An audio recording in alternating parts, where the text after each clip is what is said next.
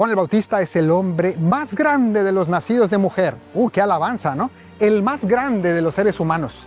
El hombre que ha llevado la vida más santa, un hombre que no solamente predicaba el sacrificio, sino que él mismo vivía lleno de sacrificios y que realmente creía en la palabra de Dios y que realmente condenaba los pecados. El más pequeño en el reino de los cielos es más grande que Juan el Bautista. Me encuentro en las orillas del Mar Muerto y he querido venir aquí porque el Evangelio de este tercer domingo de Adviento nos trae a esta región de nuevo, a la región donde trabajó, donde vivió, donde predicó y también donde sufrió San Juan Bautista. Hoy nos va a narrar una historia interesante porque nos cuenta un drama que ocurrió en el corazón de Juan el Bautista. Juan el Bautista predicó en el desierto de Judea, que es la región donde estamos ahora, y sabemos que él bautizaba en el Jordán, es decir, al norte de este Mar Muerto, muy cerca de aquí, donde Jesús también se bautizó con él. Y algunos incluso teorizan, y es bastante, al menos probable, posible, que Juan el Bautista incluso se formó durante años aquí mismo en el desierto de Judea, en un monasterio judío de los monjes del Qumran. Y él pudo haber vivido allí entre esas personas que, sin ser cristianos obviamente, pero que esperaban la llegada inminente del Mesías. Y de ahí él tomó esa espiritualidad fuerte de que el Mesías llegaría a premiar a los buenos y a castigar a los malos. Y en parte era lo que él predicaba, lo que él de algún modo anunciaba, la urgencia de convertirse porque el castigo estaba cerca y porque había que cambiar de vida cuanto antes. Bueno, pues eso sirvió de preparación para la llegada del Señor. Y nosotros estamos acostumbrados a ver a Juan el Bautista como un santo plenamente cristiano, ¿no? De algún modo las Escrituras nos han ayudado a cristianizar su figura.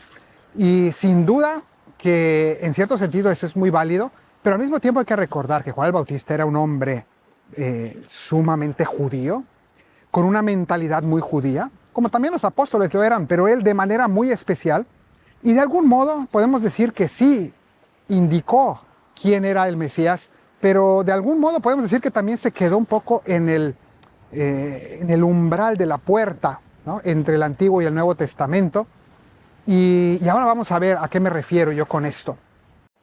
Me han estado preguntando varias personas: Padre, ¿cuándo va a organizar una peregrinación? ¿Cuándo podemos ir con usted a Tierra Santa? Bueno, pues yo les quiero hacer ya dos invitaciones, una a Tierra Santa y otra a santuarios marianos en Europa.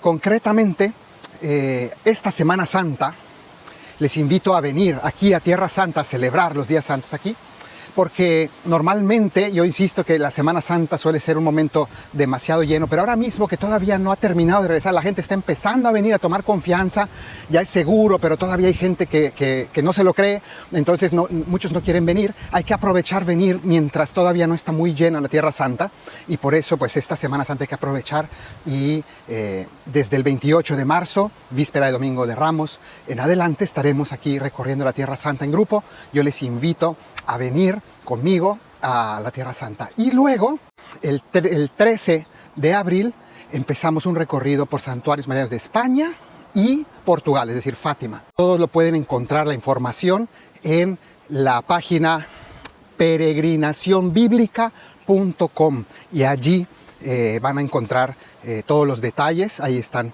las dos pestañas, una con la peregrinación de Semana Santa y otra con la de España y Portugal, y ojalá que puedan acompañarnos. Juan el Bautista, y es por eso que he querido venir aquí a las orillas del Mar Muerto, fue apresado por su predicación contra la conducta moral, o inmoral en este caso, de Herodes Antipas, y él fue llevado a una cárcel que se encuentra aquí delante de donde estamos, en las montañas que se ven aquí enfrente. Todo eso que se ve enfrente, esas montañas, están en Jordania, el otro lado del Mar Muerto, y ese lugar se llamaba la fortaleza de Maqueronte, y era una de las muchas fortalezas y palacios que tenía Herodes. De hecho, Jesús en este evangelio nos va a hablar de los palacios donde vive la gente que se viste elegantemente, los ricos que viven entre excesos, ¿no? Y de algún modo Jesús lo va a despreciar, lo va a denunciar con alguna frase que nos va a decir este domingo también. Y ese era uno de esos palacios donde vivía Herodes, y allí tenía esa cárcel. Lo sabemos porque Flavio Josefo, un historiador judío de la antigüedad, nos lo dice claramente, que fue allí donde Juan el Bautista fue apresado y posteriormente también fue ejecutado en medio de una fiesta, una borrachera llena de excesos, donde finalmente Herodes terminó haciendo esta condena injusta pues en el fondo en medio de diversiones y de un sinsentido pecaminoso. Bueno, pues hoy se nos narra precisamente esto, que Juan el Bautista estaba apresado y que desde la cárcel le llegaban noticias, le contaban, sus mismos discípulos que lo iban a visitar a la cárcel, le contaban lo que hacía Jesús. ¿Por qué le contaban lo que hacía Jesús? Porque Juan el Bautista precisamente tenía unas grandes esperanzas en Jesús y en que él iba a ser el Mesías, pero desde una perspectiva muy judía. Y él se esperaba, si él es el Mesías, viene a castigar y viene con poder y con fuerza a manifestar el juicio definitivo, ¿no? Y en cambio le contaban que Jesús perdonó a una prostituta, que Jesús aquí en Jericó entró en casa de Zaqueo, Zaqueo, que era un publicano, en vez de castigarlo, lo visitó, lo llenó de amor, y que hablaba palabras de misericordia, y que contó la parábola del hijo pródigo y de la oveja perdida, y que no solamente contaba esas parábolas, sino, como hemos dicho, tenía gestos de profunda misericordia.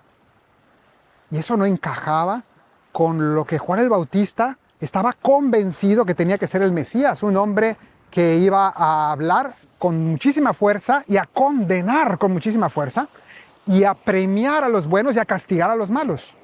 Y resulta que Jesús nos dice que Dios hace llover o manda su lluvia sobre justos e injustos, que Dios ama también a los pecadores y espera su conversión, evidentemente, pero que de algún modo Jesús viene a traer un tiempo de misericordia y a invitar al arrepentimiento. E incluso, pues, vemos que habían dos estilos muy distintos. Juan el Bautista, que era completamente lleno de sacrificios, asceta, ¿no? En el sentido de que incluso le preguntaban a Jesús, oye, si los discípulos de Juan el Bautista hacen un montón de ayunos y sacrificios, ¿y por qué tus discípulos en cambio no ayunan? A veces nos olvida que Jesús sí que ayunó 40 días y 40 noches, Pero no era ajeno al ayuno, pero no era el centro de su mensaje, y que Jesús iba a comer a casa de gente rica y asistía a las bodas de Caná y los llenó de vino y era amigo también de la alegría y de la fiesta.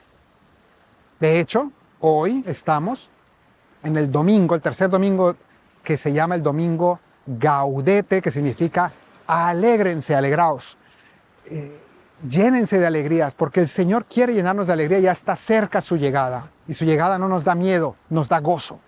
Entonces, pues aquí vemos que San Juan el Bautista en la cárcel estaba perplejo. ¿Qué pasa? ¿Por qué los discípulos de Jesús no ayunan? ¿Por qué va a casa de pecadores? ¿Por qué anuncia misericordia?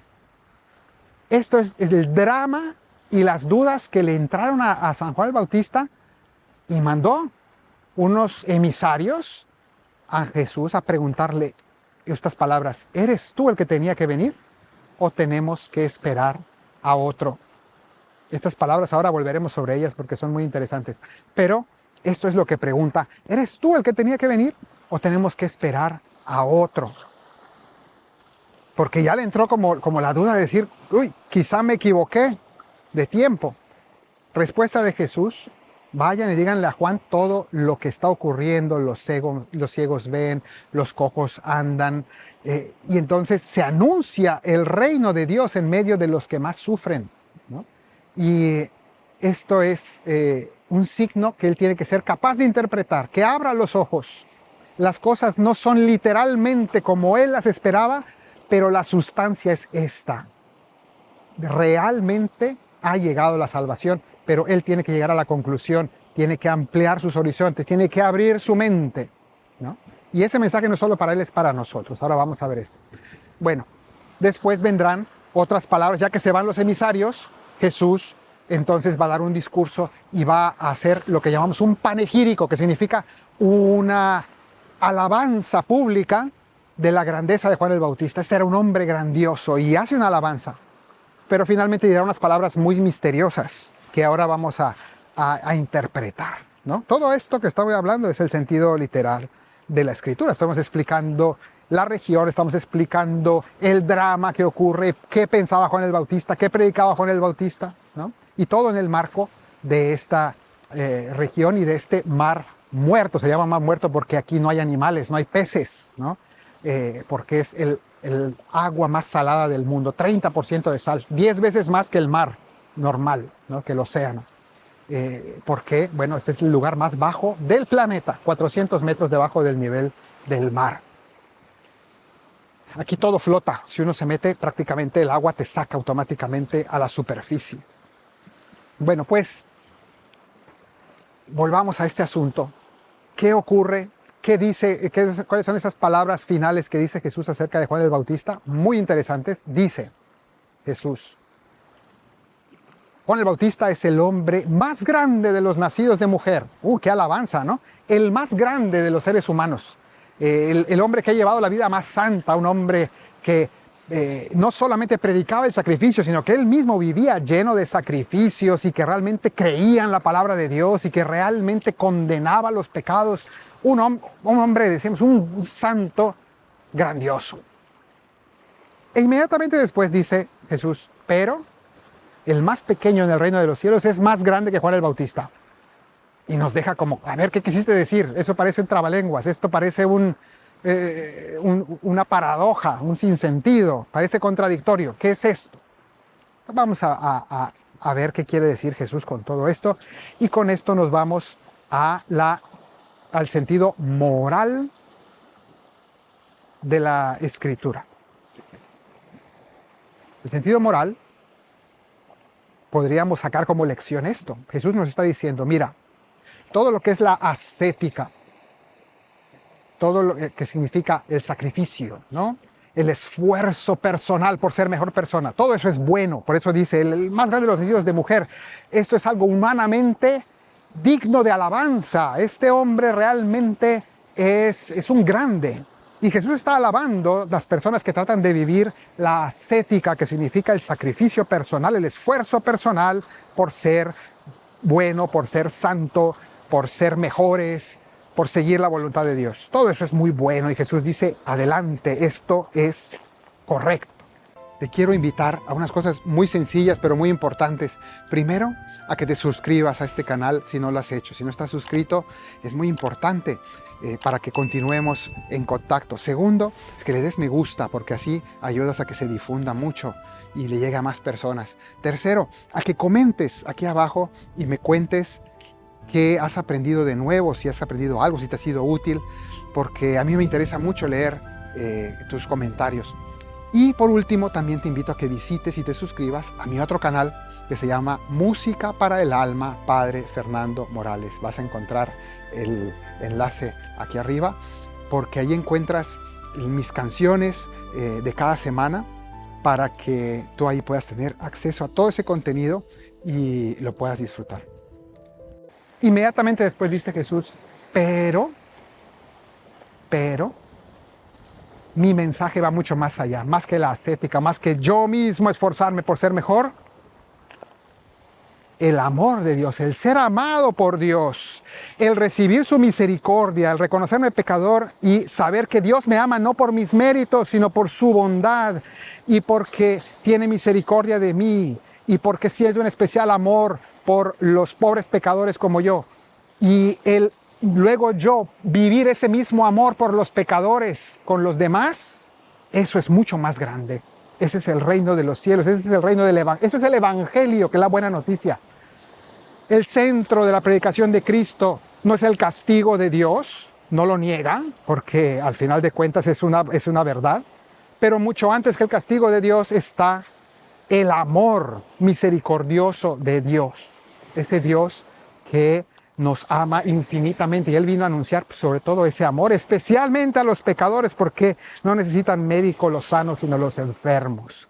Esto descuadraba la mentalidad judía de Juan el Bautista y de muchos otros.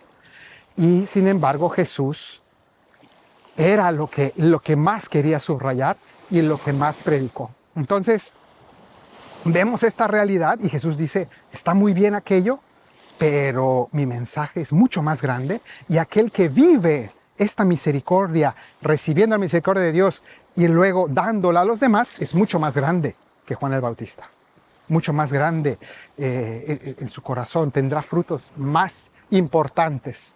Entonces, esto es una realidad muy fundamental para nuestra vida, nuestro aprendizaje. ¿Cuántas personas hay en la iglesia que quieren vivir ese esfuerzo ascético sin darse cuenta que mucho más importante es recibir, más que darle yo a Dios, recibir de Dios, aprender a recibir el amor de Dios? Y también cuántas personas viven en un clima de pesimismo, ¿no? Su espiritualidad es pesimista, de castigo de Dios, de hablar siempre del pecado, de solamente, repito, ¿no? Porque no hay que predicar también la conversión del pecado, no estamos negando esto. Pero cuando me centro en eso, ¿no? Ahí hay un problema, porque vemos personas que les gusta, ¿no? Son adictas al pesimismo espiritual, al pesimismo eclesial. ¿Cuántas personas son aficionadas a las noticias de la iglesia? Que eso está muy bien, hay que estar enterados de lo que pasa en la iglesia, pero siempre viendo esos canales que están siempre hablando de las malas noticias, ¿no? Y son adictas a eso, ¿no? A los fallos, a los pecados, a las cosas que están mal. Repito, no porque no haya que hablar de eso, pero cuando ese es el centro y eso es lo que ocupa el mayor porcentaje de los comentarios y se interpreta siempre de manera negativa y siempre se está insistiendo, malas noticias, malas noticias, malas noticias, y me encanta ver al padrecito que siempre habla de todo lo malo. Al final nos olvidamos que nuestra fe es sobre todo una fe llena de alegría, y este es el Domingo de la Alegría para recordarnos que la esencia de lo propio del cristianismo es la alegría. A pesar de tantas miserias, tantos problemas, tantas cosas, sabemos que el Señor vence y que la misericordia es más grande y que el mensaje de Cristo es de alegría. Bien, pasemos ahora al mensaje, ya no solo la parte literal, el mensaje moral o el sentido moral, el sentido escatológico, porque precisamente aquí nos dice Jesús acerca del más grande del reino de los cielos, o el más pequeño reino de los cielos es más grande que Juan el Bautista, que es el más grande de los nacidos de mujer. Esta paradoja. En primer lugar, ya explicamos el sentido original, que es aquel que vive el Evangelio, pues vive una espiritualidad incluso mayor que la del que se vive esforzando. Pero también se nos dice aquí, de algún modo, qué grande es el reino de los cielos, entendido como el cielo. Estar en el cielo es algo grandioso. Y ni nos imaginamos a qué estamos llamados en la otra vida, ¿no? El hombre más grande de este mundo no le llega ni a los talones, por decir así, es menor que el más pequeño. ¿Qué llegaremos a hacer en el reino de los cielos, ¿no? El más pequeño reino de los cielos es grandioso. Estamos llamados a algo espectacular. No nos alcanzamos a imaginar lo que el Señor hará, las maravillas que hará en nosotros en el reino de los cielos, en la otra vida. Esto es espectacular. Entonces ahí tenemos unas pistas que el Señor nos da acerca de lo que será la vida futura. Maravilloso. Y finalmente, el sentido alegórico. Y aquí, pensando en el sentido alegórico, pues yo les quiero invitar a tomar esa pregunta que hace Juan el Bautista, que dice: ¿eres tú el que tenía que venir o tenemos que esperar a otro? Esta pregunta te invito a hacérsela a cada cosa que llena tu vida de gozo y de alegría. La persona que amas en este mundo, aquellas cosas que te llenan de plenitud tu existencia, aquellas alegrías pequeñas y grandes que tenemos en esta vida. Todo eso, pregúntale: ¿eres tú el que tenías que venir ¿O todavía tenemos que esperar a otro? Porque al final de cuentas, como dice Jesús, he aquí que envío mi mensajero para prepararte el camino. Y eso significa que cada cosa bella que tenemos en esta vida, cada persona que nos llena de amor y de alegría, cada cosa hermosa que hay en experiencia hermosa que hay en este mundo, es un mensajero del Señor que nos prepara el camino para el gran gozo que es Jesucristo. Jesucristo, ese es el que tenemos que venir y después del cual no esperamos nada más grande. Pero mientras tanto, toda otra alegría es solo una preparación, un mensajero de Dios para preparar el camino. Que el Señor te bendiga desde Sión, el que hizo cielo y tierra, en el nombre del Padre, y del Hijo, y del Espíritu Santo. Amén.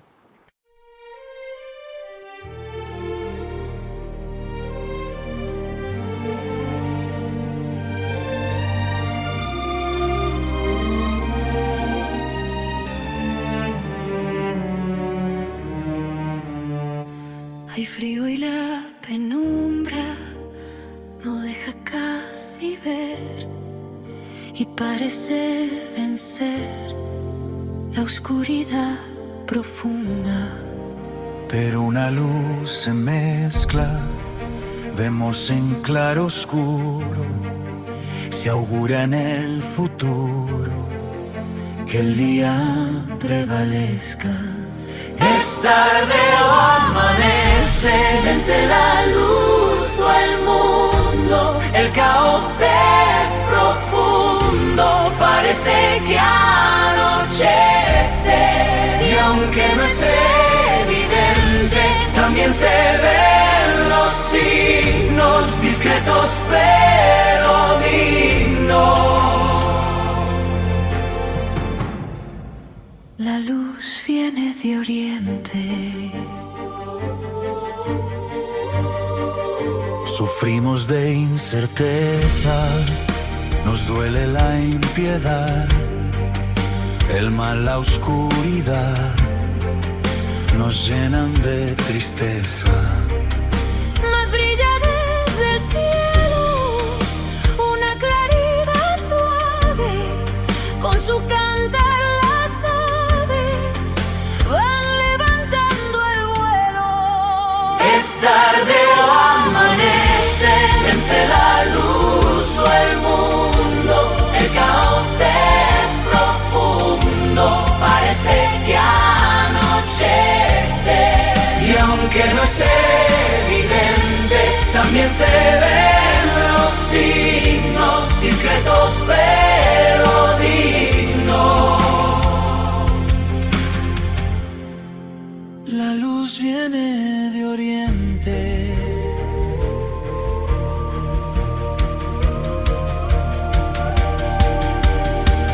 Esperamos el sol radiante que ilumina, que brilla y que elimina la noche y confusión.